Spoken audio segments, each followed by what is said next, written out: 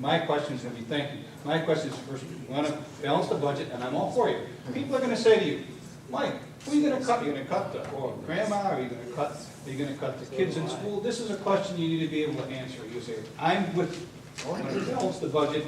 What are you going to say when people will say to you? I can answer the question. What's the question? Okay. What's the answer? Who are you going to cut? How do you balance it? Okay. It's not just a question of what you cut, because it's also a question of revenue. It's a question of how much money are we bringing in and how much money are we putting out. So let's think about that for a moment. Let's address the first problem. How much money are we bringing the money in? How much money are we raising? Well, that's part of the reason why I said, let's look at cutting the corporate tax rate, because that brings new business.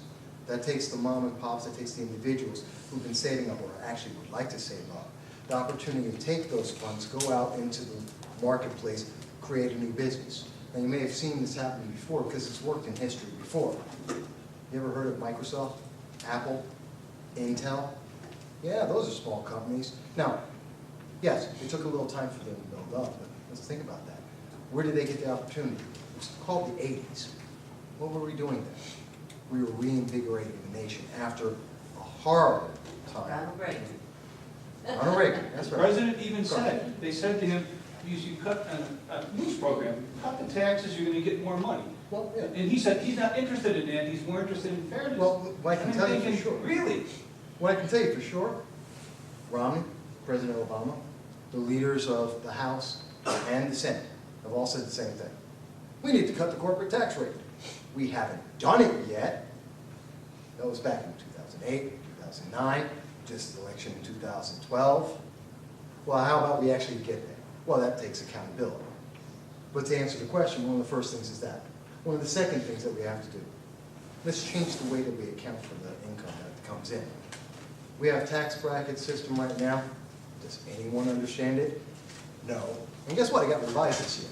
And next year it's going to get revised again. And God knows what the IRS is really doing out there, because now they're in question too.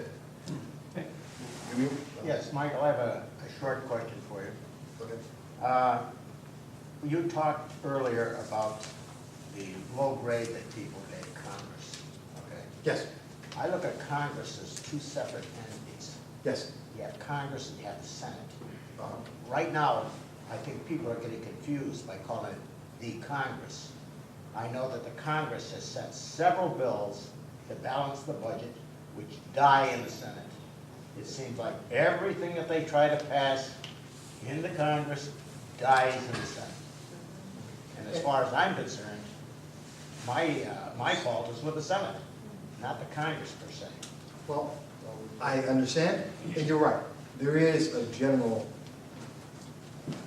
intermingling of the terms. Congress is actually supposed to mean the House of Representatives, the Senate being the Senate. We call it the whole House as Congress on a regular basis. But let's understand, why is the Senate blanket refusing to pass any budgets? There's a problem with budget. All part of government and the elected officials, their job is to reach a compromise to get to the goal. Now, that doesn't mean give up your principles. That doesn't mean that, oh, I'm just going to let it go. It means that these are the views that my constituents have. And here's some of the issues that we're willing to work with. And on the other issues, not. I was about to mention something that works in that line. Let's change the tax code, because everyone's talking about it. Change it. How about 8, 10, 12? Simple. You've heard something similar to this before, and you know what? It's a great idea. 8% for those who are 5% above poverty line, 10% for everybody else, 12% for the corporate rate. That brings in money. 12% pays for the bottom half, plus has enough left over, plus you have 10% for everyone. We have money in our pockets. We can now decide how to use that money. We can go out and create the businesses, which creates the growth. We get the new innovations. That helps to move the country forward. Match that. A very simple idea. We're talking about 1 page for your taxes. Simple. Let's match the simplicity of our household and the knowledge we have there. Put that together with another simple thing. Let's not spend money we don't have. Or if we're going to, come on, at least be logical enough to spend it carefully. cut back our spending. You cannot tell me, no one can say this, because every single report ever done shows this. Government wastes money better than it spends money. So how about they cut 10% across the board? Every department, to answer your question. Every department cuts 10%. You can't tell me you can't find that waste. You know what, 10% plus a good revenue stream coming in, we are now on the road towards having a better economy. They couldn't do 2%. But they can. You can. You know what, they can. If we hold them accountable, yes, they can.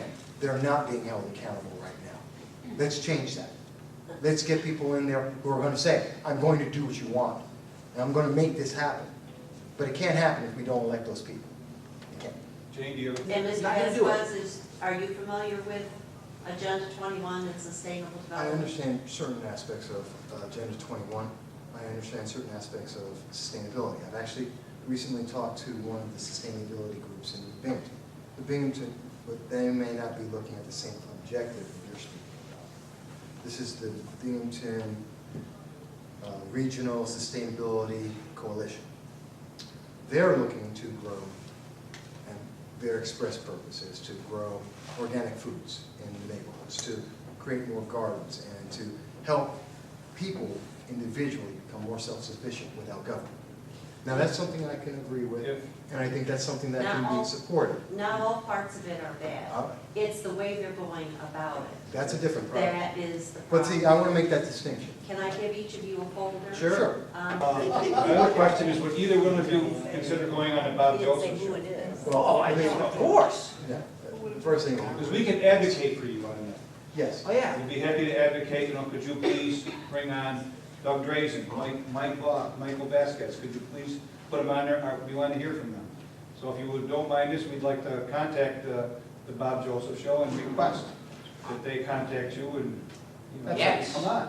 Oh, yeah. The more people that hear your message, the better it is. Well, to answer something about that, yes, I'll be happy to do that, and that's part of the reason why I'm starting off so early. Good. As you might realize, we're not going to have a primary for Congress. I don't have that primary run until April of 2014. I'm an underdog. I'm behind by about $6 million. Let's put out the numbers where they are. That's okay, because it doesn't take money to win when you have a purpose and you have a conviction. That's why I have the website. And yes, I look at that. And you know what? I want to mention one other thing about that. If you get $20 from 10,000 people, that's the same thing as if you get 40 PACs to give you that same amount of money. You know what's really important about that? People vote. PACs don't. Let's get involved. It doesn't take a lot. It takes people being involved. That's the important thing. I think you'd agree with that. Oh, yeah, absolutely. People power is really important.